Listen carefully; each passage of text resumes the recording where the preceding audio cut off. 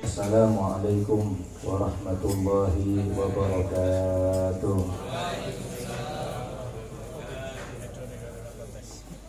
Alhamdulillah wassalatu wassalamu ala Rasulillah Sayyidina wa habibina wa syafi'ina wa qurrati a'yunina Muhammad bin Abdillah wa ala alihi wa ashabihi wa man walah, amma ba'du. Subhanaka la ilma lana illa ma 'allamtana innaka antal alimul hakim. Rabbi shrah li sadri wa yassir li amri wahlul 'uqdatam min lisani yafqahu qawli. Amin ya rabbal alamin. Hadratul kiram yang saya muliakan, Khadimul Majlis Kiai Haji Zainal hafizahullah wa ra'ah. Amin amin amin. Kiai Muhammad Syadili, Abah Selamat MCR, Abah Usman, tak lupa kepada jamaah Laras Tahuntun.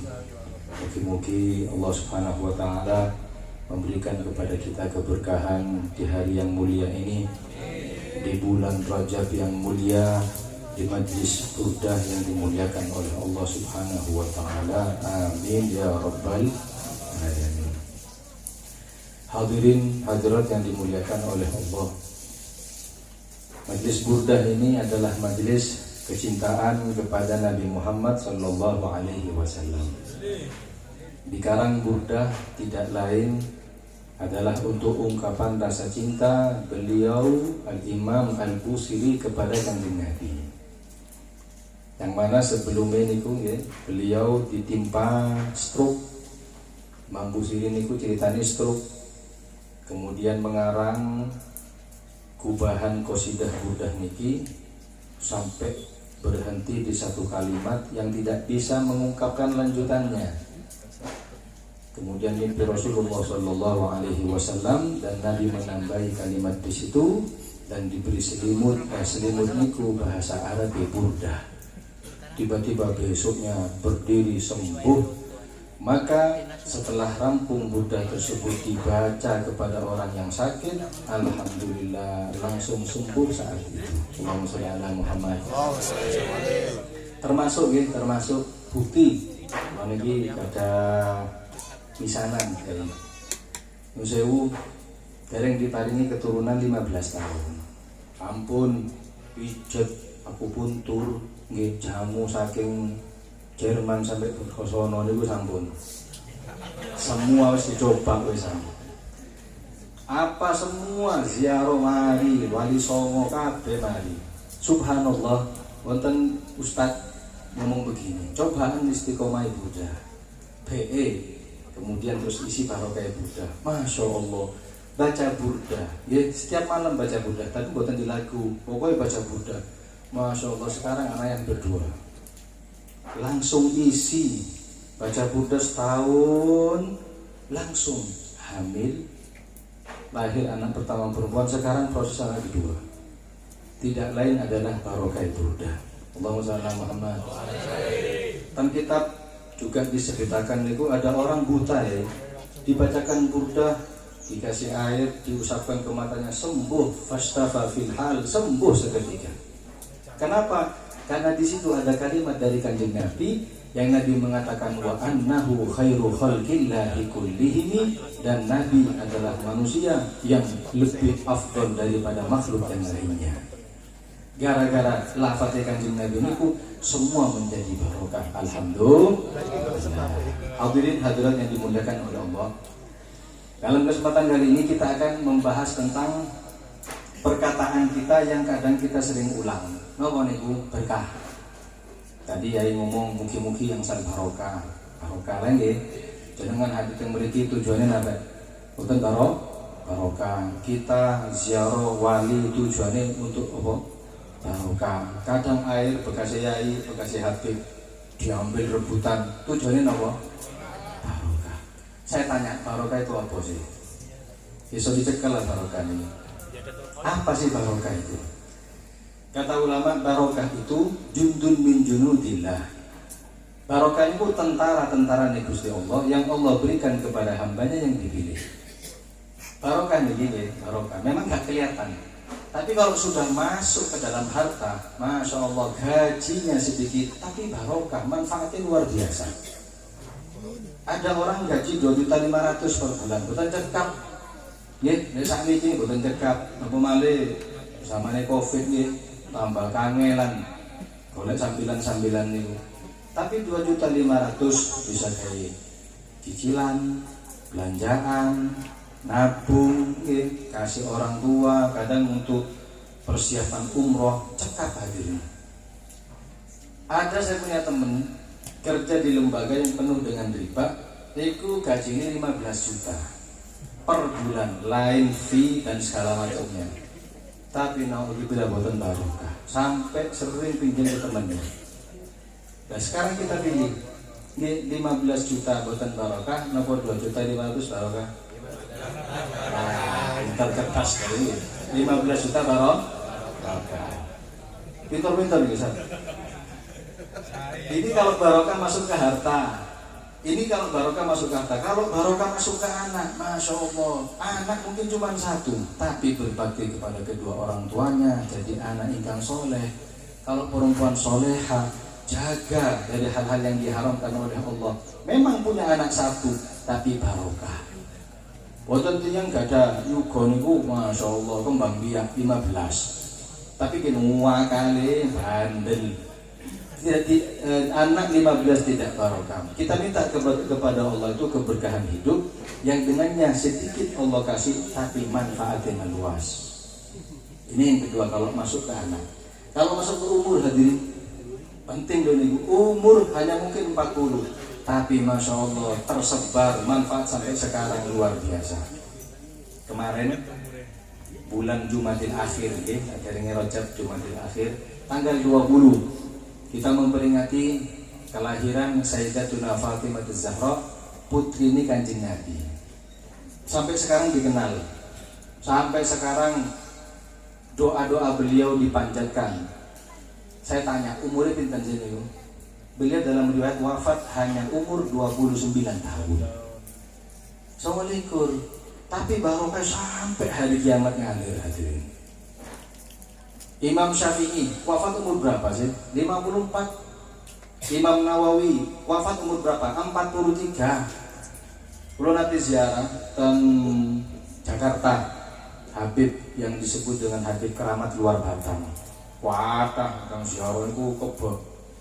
Saya tanya biografinya, beliau ini wafat umur berapa? Nopo sampun sepuh, dereng Habib. Beliau wafat umur 29, bahkan belum menikah.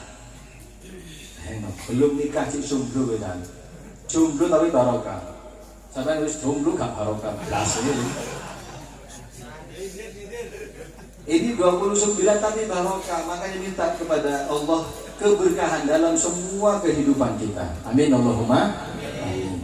4. Misalkan keberkahan masuk ke dalam ilmu. Memang gak punya pondok gede, tapi alhamdulillah setiap hari ngajar. Meskipun buatan viral, gak masuk YouTube, tapi alhamdulillah kemana-mana manfaat. Gak harus ngajar menyelesaikan urusannya orang, kadang nasihati orang, bikin orang insaf dari perbuatan maksiat. Ilmu yang tidak tampak menurut orang-orang gak punya pondok gede, tapi lebih barokah daripada Masya Allah punya pondok gede, tapi gak ngajar kelas. Kuatah lho niku. Pondoke gede, tak tanya sampean boten wonten tertib ta? Apa jadwal ngajar nang mriki? Oh mboten ya, Bu. Kalau pondok sebelah cabang boten. Lha terus sampean sini ngapain? Ya wis cuma nganggur. Jadi pondok gede lho nganggur. Makanya minta kepada Allah keberkahan dalam kehidupan kita. Pertanyaannya, resep meraih barokah itu apa sih? Nah, resepnya kan harus kita tanya, ya apa sih? Yang asal barokahnya itu ya apa? Nah, dalam Al-Quran disebutkan apa resepnya? Allah Subhanahu wa ta'ala menceritakan Nabi Isa alaihissalam. Nabi Isa itu manusia yang diberi oleh Allah keberkahan. Ya, Nabi Isa itu barokah. Sampai beliau mengatakan dalam Al-Quran, yang Allah kisahkan dalam Al-Quran, wa ja'alani mubarakan aynama kuntu wa awsani bis salati waz zakati ma dumtu hayyan wa barran biwalidati wa lam yaj'alni jabbaran syaqiyya. Dan Allah sudah menjadikan aku itu barokah. Nabi Isa itu hadirin sakit ya, menyembuhkan orang yang sudah buta mulai kecil. Bukan buta karena penyakit, mulai kecil disembuhkan oleh Nabi Isa bisa. Bahkan yang sudah meninggal, wafat tahunan misalnya, dibangkitkan oleh Nabi Isa sakit. Sampai dalam riwayat ada satu raja ditawarkan oleh Nabi Isa untuk masuk ke dalam, untuk beriman kepada Allah atau masuk ke dalam ajaran Nabi Isa. Bukan guru. Kata raja, mau aku dengan satu syarat, saya mau. Apa? Coba tunjukkan apa keajaiban yang Allah berikan kepadamu. Kata Nabi Isa, kau minta apa? Kata raja, saya minta tolong anak perempuan saya hidupkan. Anak perempuannya di mana? Sudah wafat. Mana kuburannya? Di situ. Datang hadirin. Tunggu, ya Rob, demi kekuasaanmu, kebesaranmu, bangkitkan perempuan ini dari kubur. Masya Allah, getar kubur ini ngadeg hadirin. Langsung melihat raja itu, Ron, saya diberi keberkahan oleh Allah bisa membangkitkan manusia yang sudah wafat puluhan tahun. Nah, lain cerita, setelah raja itu beriman, perempuan tadi itu ditanya, lu panjenengan itu pengen seperti apa? Kalau pengen hidup dengan abah lagi, monggo saya mintakan kepada Allah. Atau panjenengan lanjut meninggal tinggal menunggu hari kiamat. Kata perempuan ini, wis enak itu di kuburan. Di dunia ini ruwet urusannya. Dunia itu semua masalah. Kalau gak pengen punya masalah jangan hidup di dunia. Ya, diomongi wong, fitnah, dicaci, biasa. Kekurangan uang, kekurangan di bojo, kan biasa ini. Mertua sing ngomong gak mari-mari. Biasa itu kehidupan dunia begitu. Makanya Ibnu Sirin pernah ditanya. Ada orang sowan kepada Ibnu Sirin tanya, Ibnu Sirin, tempat yang aman dari cacian orang di mana? Ini kalau aku diantar kemana? Ke kuburan. Begini, nah, aman kok. Gak ada kehidupan di dunia itu penuh dengan masalah. Akhirnya yang perempuan minta untuk wafat kembali, diwafatkan oleh Allah Subhanahu wa ta'ala. Sebelum wafat, Nabi Isa tanya, itu saya tanya, tapi bab lain. Kenapa? Untuk pelajaran kita semua. Kenapa nih Bu? Bagaimana rasanya sakratul maut? Sampai kan harus mati ya. Gitu. Ya apa ya? Rasanya ya apa? Kata perempuan tadi itu, ya Allah, Nabi Isa, sampai tahu kayu itu dilumuri paku, dimasukkan ke mulut, ditarik lewat dubur sekali tarik. Ini pedot kabeh. Dan rasanya itu saya rasakan mulai dicabut nyawa sampai detik ini kau bangkitkan, itu tetap tidak berkurang dan tidak bertambah rasanya sakratul maut, dan aku sudah wafat 600 tahun. Bayangno. Jadi sakratul maut itu sakit, Pak. Cucu ya hano ngomong kita cinta sehidup semati, ojo wis. Mati itu loro lho, Pak. Dikit-dikit mengakhiri hidup, mending aku mati ya, cobaan. Gak percaya, cobaan. Lah ono ae. Jangan. Kenapa? Karena Allah Subhanahu wa ta'ala memang memberikan wajahat sakratul maut bil haq, akan datang kepada kalian sakitnya sakratul maut. Dan jangan khawatir hadirin, niki para pecinta Kanjeng Nabi Muhammad. Saya ingat dari riwayat ketika Nabi dicabut kalian Allah, Nabi malaikat Israel dicabut Kanjeng Nabi, nyawanya itu dicabut Kanjeng Nabi itu dungo, ya Allah, inna lil mauti la sakarat. Ya Allah Gusti, sakratul maut niku sakit Gusti. Iku Kanjeng Nabi. Duduk kon, Nabi kau kok tetap ngomong Allah sakratul maut itu sakit. Terus Nabi berdoa begini, ya Rabb, Allahumma thaqqil sakarati wa khaffif sakarati ummati. Ya Allah, sakitnya sakratul maut umatku separuhnya aku yang tanggung. Ya Allah. Allahumma shalli Muhammad.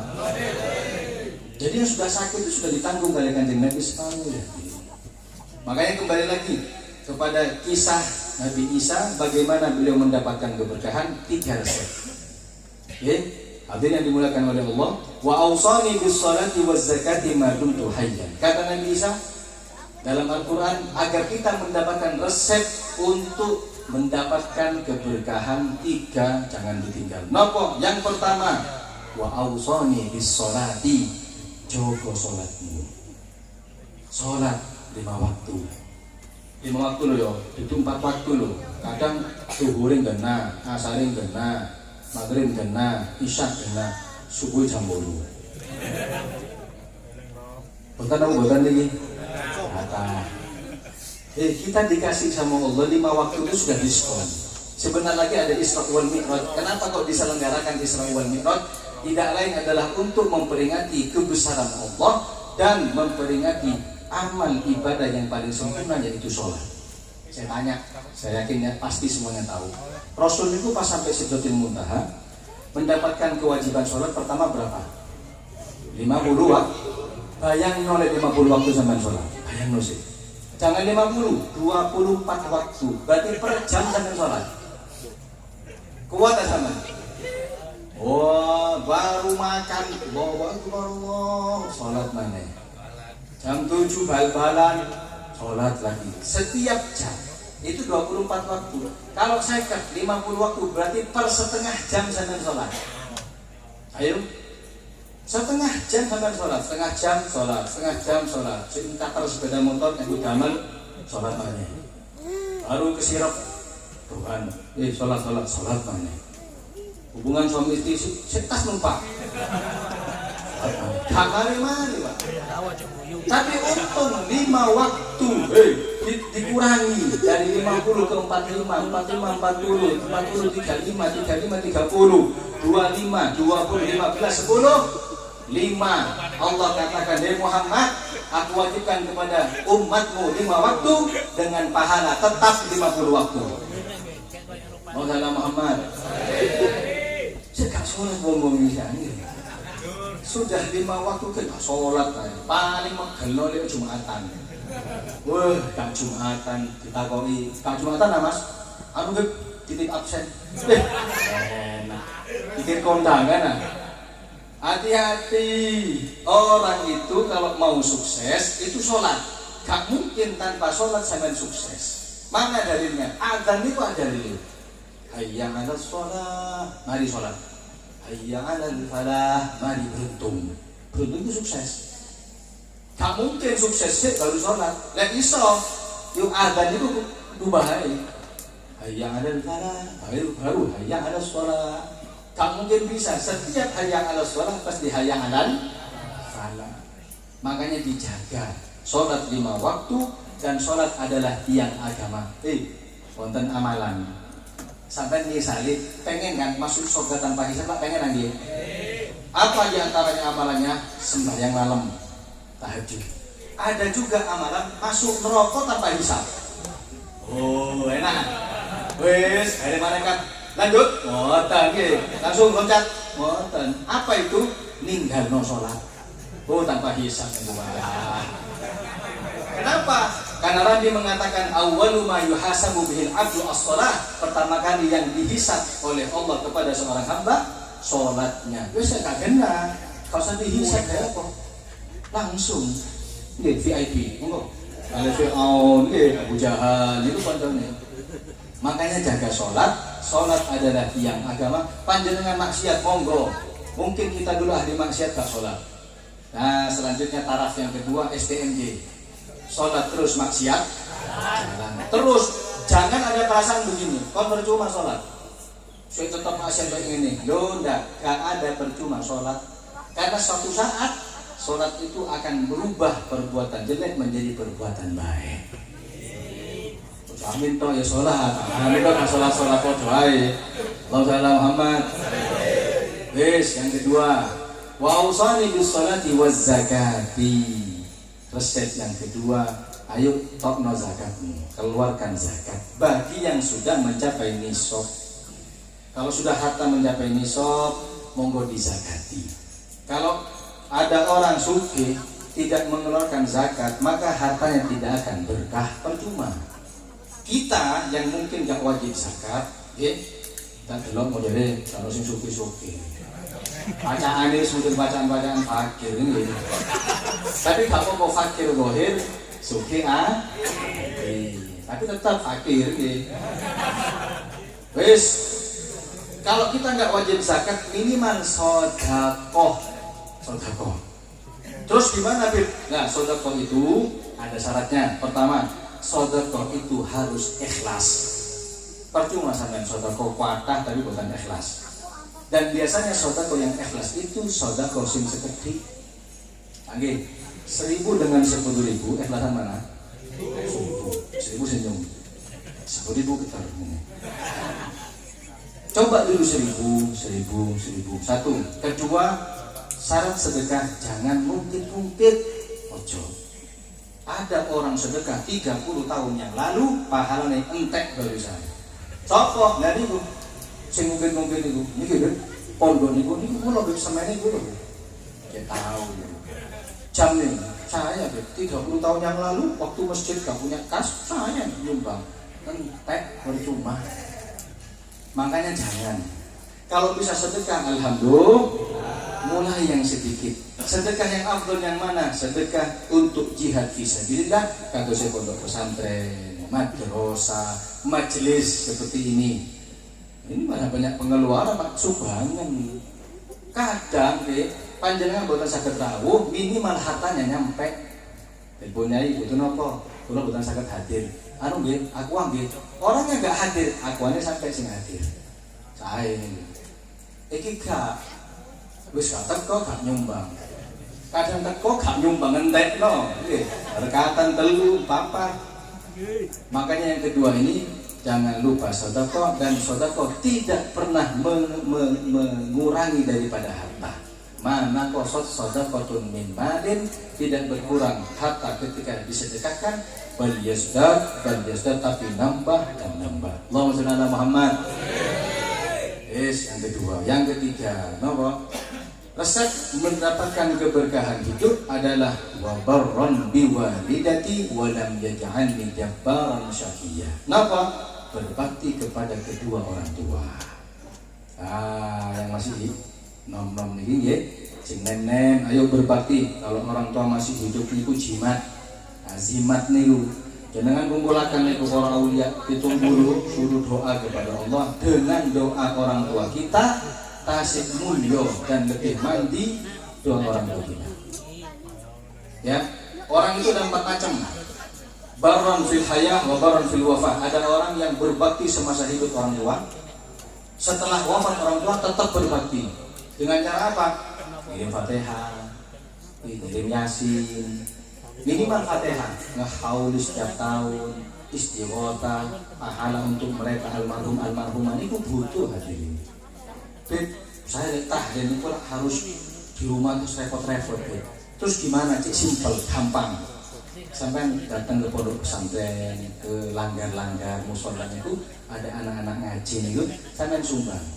Tukang no gorengan, ngomong yai, santri ini pinten, 20, sampai bekto 25, coba pas, sama yai ini. Jadi 25, 20 untuk santri, 5 untuk yai. Terus ngomong, apa nih? Fatihah untuk almarhumah. Jadi, Masya Allah. Kira-kira ketika anak-anak itu makan gorengan enak, senang sampai ya Allah, sebagaimana saya sudah menyenangkan anak-anak, senangkan orang tua saya yang ada di alam barzakh tersebut. Kira-kira senang apa bukan? Senang. Tapi eling tak eling no. Lek kelas gorengan cukup Al-Fatihah. Ojo jalur Yasin dong. Yasin tahlil aja. Jangan macam-macam ini. Nah, aku iki gorengan napa Yasin Waqiah apa. Oh, waca dhewe pangan no. Kelas Fatihah apa? Gorengan. Nah, kalau minta Yasin terus tahlil ya ceramane ya sego Pak. Oh, telur separuh sambel cekap niku nggih. Allahumma Muhammad. Nah, ada orang itu yang pertama, ini Masya Allah, ketika orang tua masih hidup dia berbakti, ketika wafat berbakti. Jangan sampai yang kedua. Bagaimana golongan yang kedua? Barron fil hayah wa akun fil wafah. Orang yang berbakti semasa hidup orang tua, semasa wafat orang tua dia durhaka. Siapa itu? Sing gak percaya tahlil niku lho. Sing titik lah niku gak sampai percuma. Itu orang yang hidup mendoakan yang sudah wafat percuma. Loh, saya nggak tahu, itu nunggu. Saya tahu ada orang, saya sering ulang-ulang kisah ini kalau ceramah. Ada orang di pondok pesantren jualan salak sama rambutan. Ini orang rambutan gitu. Jadi rambutan sama salak. Setiap hari ada santri lewat itu dipanggil. Ini apa? Anu sedekah, terima, unggih. Apa Fatihah? Enggak usah wis sedekah tok. Terus setiap hari gitu sampai Allah berkahi. Sing awali kulaan salak dari rambutan sekarang kulaan duren. Duren lah mahal nggih. Jarang sampean tuku lek. Join nggih. Setelah kulaan duren lewat santri biasanya niku terus dipanggil, napa? Duren. Kemarin sampean. Oh iya, barokah ya. Apa? Almarhumah. Sampai tahu sedekah pagi buat almarhumah, malam hari mimpi ibu almarhumah niku sanjang ngeten. Durene sampai manis lho. Durene sampai manis. Berarti apa durennya sampai dimasukkan ke kubur niku? Bukan pahalanya duren sing nyampe. Kalau duren saja sampai apalagi tahlil, apalagi yasin, apalagi istighfar, ayo terus disampai. Lah golongan yang kedua ini bahaya. Dia tidak mau orang tuanya dapat kiriman doa itu dia tidak mau. Ya sudari, sampai jangan jadi yang seperti itu. Makanya yang kedua sudah nggak bagus. Yang ketiga ini yang sering. Napa? Akun fil hayah wa barun fil wafah. Semasa orang tua hidup, wah durhaka, gak nurut, kurang ajar, ngomong gak penak. Tapi orang tua wafat, tobat. Kata apa buatan ini?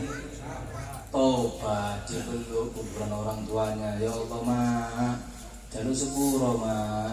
Biasa begini-begini, tapi mending daripada yang kedua. Ini mending, tapi ojo, jangan ya. Nah yang paling parah yang keempat, bagaimana?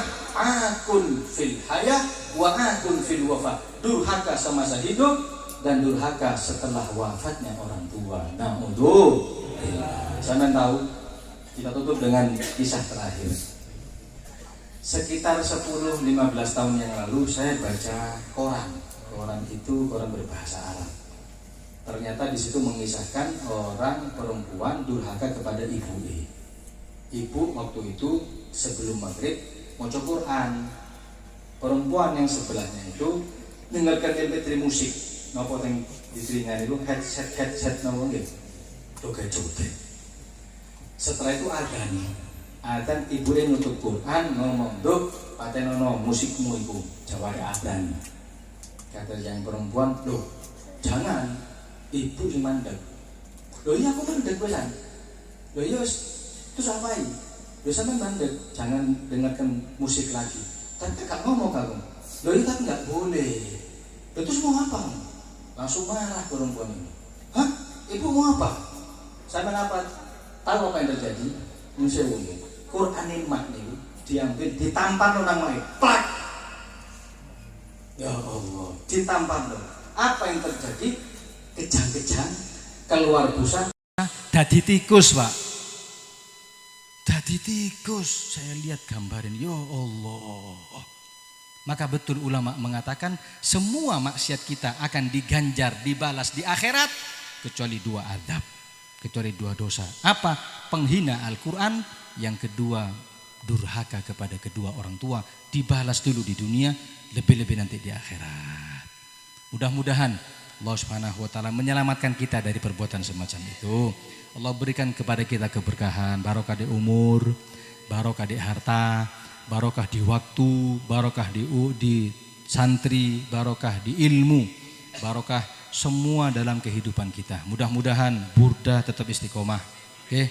Insya Allah kalau istiqomah Burdah, insya Allah ketemu dengan Kanjeng Nabi. Mimpi Rasulullah Sallallahu Alaihi Wasallam. Amin ya Rabbal Alamin. Mungkin itu yang dapat saya sampaikan, kurang lebihnya mohon maaf. Akhirul kalam, wassalamualaikum warahmatullahi wabarakatuh. Maulaya